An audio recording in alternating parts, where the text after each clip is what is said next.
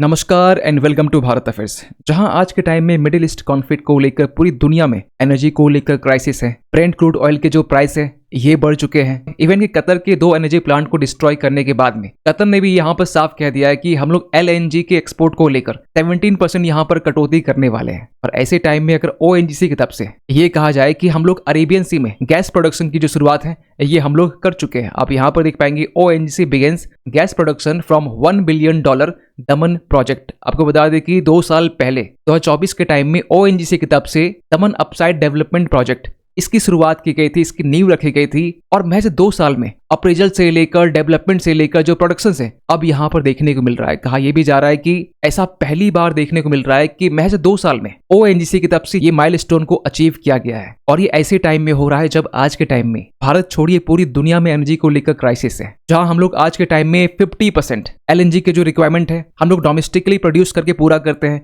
लेकिन 50% के लिए हम लोग कतर के ऊपर में डिपेंडेंट हैं। तो इस वीडियो में बेसिकली डिस्कस करने वाले हैं कि कैसे यहाँ पर ONGC अपनी डीप ड्रिल स्ट्रेटेजी के तहत में 5 साल का जो काम है ये महज 2 साल में पूरा किया है। और ONGC का ब्राउन फील्ड ऑप्टिमाइजेशन ये क्या है, इन्हीं सब चीजों को लेकर हम लोग इस वीडियो में डिटेल से बात करने वाले। लेकिन बात करते हैं शुरुआत से। एक्चुअली हुआ ये कि 29 मार्च के दिन में ONGC की तरफ से oil and natural gas corporation इनकी तरफ से ऑफिशियली गैस मोनेटाइजेशन को लेकर यहाँ पर कमेंट्स किया गया। आपको पहले बता दें कि जो गैस मोनेटाइजेशन है सिंपल सा मीनिंग है कि जो LNG गैस होते हैं, जो हाइड्रोकार्बन गैस होते हैं, इसके प्रोडक्शन करने के बाद में रिफाइनरीज तक ट्रांसपोर्टेशन के साथ में ये अगर कंज्यूमर तक पहुंच जाता है तो ऐसे जो प्रोडक्शंस होते हैं इसे हम लोग गैस मोनेटाइजेशन कहते हैं। और ये सब कुछ किया गया है दमन अपसाइड डेवलपमेंट प्रोजेक्ट के तहत में, जिसे ONGC की तरफ से आज से 2 साल पहले स्टार्ट किया गया था। आप यहाँ पर भी देख पाएंगे oil and natural gas corporation limited की तरफ से ये कहा जा रहा है कि अरेबियन सी यहाँ पर जो दमन फील्ड है और जिस जगह से यहाँ पर गैस की प्रोडक्शन की गई है ये बेसिकली ताप्ती दमन ब्लॉक है। आप यहाँ पर देख पाएंगे इसको, जो मुंबई से 180 किलोमीटर के डिस्टेंस में है। और गुजरात की पीपावाव अगर आप ऊपर में देखेंगे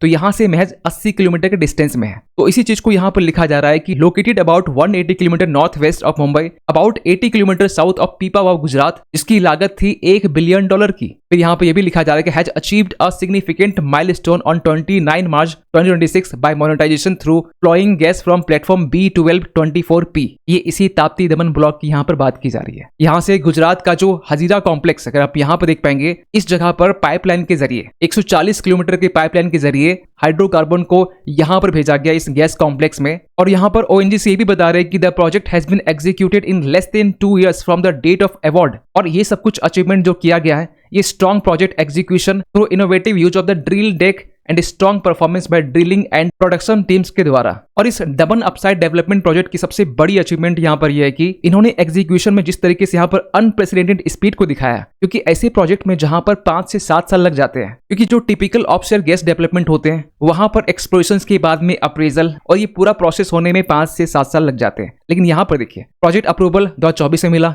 और 24 से लेकर 25 तक में जो कंस्ट्रक्शन का पूरा काम है इसे कंप्लीट कर लिया गया था। और फाइनली मार्च 2026 के टाइम में हमें प्रोडक्शन का भी काम देखने को मिला। अब सवाल ये निकल के आ रहा है कि ONGC कैसे यहाँ पर इतने कम टाइम में मुमकिन कर पाया। तो इसके पीछे रीजन है ड्रिल डेक स्ट्रेटजी। आसान भाषा में कहे तो आपने इस तरह के स्ट्रक्चर देखे होंगे, इस तरह के जो इंफ्रास्ट्रक्चर होते हैं जिसे हम लोग प्लेटफॉर्म भी कहते हैं। जितने यहाँ पर तेल के कुएं होते हैं उतने प्लेटफॉर्म यहाँ पर होते हैं। जैसे एक इंफ्रास्ट्रक्चर यहाँ पर है तो एक प्लेटफॉर्म A हो गया, प्लेटफॉर्म B, प्लेटफॉर्म C। लेकिन ONGC का जो ड्रिल डेक इनोवेशन है इसका ये कहना है कि ये जो पूरा इंफ्रास्ट्रक्चर है इसी में आप वर्टिकल वेल्स और हॉरिजॉन्टल वेल्स इसे आप यहाँ पर ऐड करते जाइए। आप यहाँ पर देख पाएंगे वर्टिकल जो पाइप है आप इसे वेल कह सकते हैं, इसे वर्टिकली यहाँ पर फिट किया गया है। इसके बाद हॉरिजॉन्टली भी आप देख सकते हैं। इससे एक्चुअली होता ये कि जो भी कैपिटल एक्सपेंडिचर है, जो भी यहाँ पर खर्च है वो कम आते हैं। एक ही इंफ्रास्ट्रक्चर में हमें थोड़ी सी लागत में आउटपुट हमें ज्यादा मिल जाता है, इंस्टॉलेशन टाइम कम लगते हैं। अभी तो यहाँ पर 5 साल का जो काम है ये 2 साल में महज कंप्लीट हो चुका है। इवन कि इस तरह के प्लेटफॉर्म का ज्यादा होना, इससे जो मेंटेनेंस कॉस्ट है ये भी ज्यादा होते हैं। तो यहाँ ये कहा जा रहा है कि किसी एक प्लेटफॉर्म में मल्टीपल गैस पॉकेट्स को एक्सेस करना, यही है ONGC का ड्रिल डेक इनोवेशन। अब कहा यह जा रहा है कि ONGC इसके जरिए कितने यहाँ पर गैस का प्रोडक्शन यहाँ पर करने वाली है। तो यहाँ ये कहा जा रहा है कि जहाँ पर ऑलरेडी ONGC वेस्टर्न ऑफशोर के जरिए 5 million cubic metres per day ये प्रोड्यूस कर रही है, वहीं इस प्रोजेक्ट के तहत में 5 million cubic metres per day और यहाँ पर ऐड होने वाला है। मींस टोटल यहाँ पर 10 million cubic metres per day gas की प्रोडक्शन यहाँ पर होने वाली है। क्योंकि आज के टाइम में जो टोटल गैस कंजम्पशन है भारत में ये 200 million metres cubic per day है और दमन आउटपुट के जरिए 5 MMCM जो है ये यहाँ पर ऐड होने वाला है। परसेंटेज में बात करें तो इंडिया का जो गैस डिमांड है ये 2.5% यहाँ पर हमें इसी आउटपुट से ये पूरा होने वाला है, जिससे होगा ये कि जो हमारा गैस का जो इम्पोर्ट्स है ये अब 5% इसे रिप्लेस करने वाला है। इसी और सिंपल भाषा में समझ सकते हैं कि 1 MMCM जो गैस है इससे रफली 2 लाख हाउस होल्ड्स को यहाँ पर जो पावर है वो सप्लाई किए जा सकते हैं। तो समझ सकते हैं कि 5 MMCM में 10 लाख 1 मिलियन हाउस होल्ड्स को यहाँ पर जो पावर है वो सप्लाई हो सकते हैं। इसमें यह भी कहा जा रहा है कि इस 5 MMCM में जो लार्ज फर्टिलाइजर प्लांट्स होते हैं इन्हें भी सपोर्ट मिलेगा, पेट्रोकेमिकल जो इंडस्ट्रीज है इन्हें भी यहाँ पर सपोर्ट मिलने वाला है, जो सिटी गैस डिस्ट्रीब्यूशन नेटवर्क्स है इन्हें भी यहाँ पर पावर सप्लाई मिलने वाला है। और ये स्ट्रेटेजिकली इसलिए भी इतना इंपॉर्टेंट हो जाता है क्योंकि जहां आज के टाइम में LNG को लेकर, गैस सप्लाई को लेकर ग्लोबल डिसरप्शन देखने को मिल रहा है, ऐसे टाइम में ये छोटा सा जो परसेंटेज है ये भारत के लिए काफी स्ट्रेटेजिकली वैल्यूएबल हो जाता है, क्योंकि भारत अपने LNG का 40% कतर से जहां इंपोर्ट किया करता था कतर, और जब से कतर के एनर्जी प्लांट के ऊपर में ईरान ने स्ट्राइक किया है जिसमें यह कहा जा रहा है कि 17% कतर की जो LNG कैपेसिटी है ये वाइप आउट हो चुकी है और इसे रिवाइव करने में टोटल 5 साल लगने वाले हैं। तो 5 साल यहाँ पर वेट किया नहीं जा सकता है। और इस दमन फील्ड के जरिए हमें ओनली गैस ही में नहीं मिलने वाला, आपको बता दें कि यहाँ से हमें कंडेंसेट्स, बेसिकली ये लाइट हाइड्रोकार्बन्स ही होते हैं जो नेचुरल गैस से सेपरेट किए जाते हैं, जिसका यूज हमें एविएशन फ्यूल में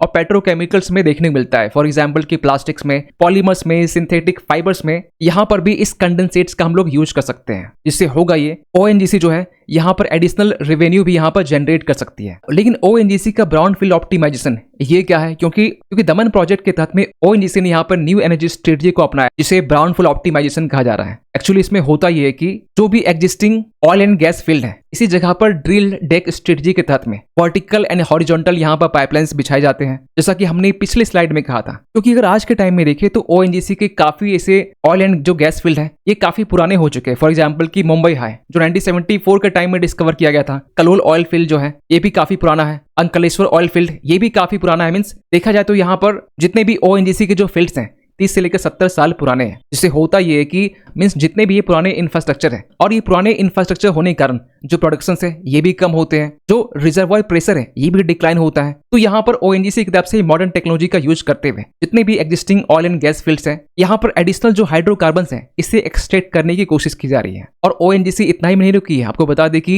ONGC अपने दमन प्रोजेक्ट के तहत में डोमेस्टिक आउटपुट को और भी बूस्ट करने के लिए और भी ज्यादा यहाँ पे एफर्ट्स लगाया जा रहा है। कहा यह भी जा रहा है कि ONGC जो मुंबई हाई फील्ड है इसे रीडेवलप करने वाली है, कृष्णा गोदावरी जो बेसिन है यहाँ भी एक्सप्लोरेशन करने वाली है ड्रिल डेक स्ट्रेटजी के तहत में। और रही बात ईस्टर्न ऑफशोर की, जैसे अंडमान और बाकी रीजन की, यहाँ भी ONGC जो है ये डीप वाटर एक्सप्लोरेशन करने वाली है। तो रिसेंटली ये भी अपडेट सुनने को मिला कि ONGC का जो 20 बिलियन ऑफशोर जो पुश है इसके तहत में ONGC deep water drilling rigs को यहाँ पर सिक्योर करने वाली है। और हमने ये पहले ही बताया था कि ONGC का जो 20 बिलियन बेट है जिसके तहत में ऑयल एक्सप्लोरेशन प्रोग्राम को और भी ज्यादा एक्सपेंड करने के लिए ONGC यहाँ पर डीप वाटर ड्रिलिंग रिग्स को लीज में लेने वाली है, जिसके तहत ये कहा जा रहा है कि इंडिया के जो सेडिमेंट्री बेसिन है इसमें भी खासकर जो कैटेगरी 2 के बेसिन है, क्योंकि जो कैटेगरी 1 के बेसिन है जिसे आप ग्रीन में देख पा रहे होंगे, चाहे मुंबई ऑफशोर हो, कृष्णा गोदावरी हो, राजस्थान हो, कावेरी हो या फिर आसाम अराकन कोल्ड बेल्ट हो, यहाँ से हम लोग ऑलरेडी एनर्जी को प्रोड्यूस कर रहे हैं। लेकिन जो बेसिन 2 है जैसे कि सौराष्ट्र का जो रीजन है, कच्छ का जो रीजन है,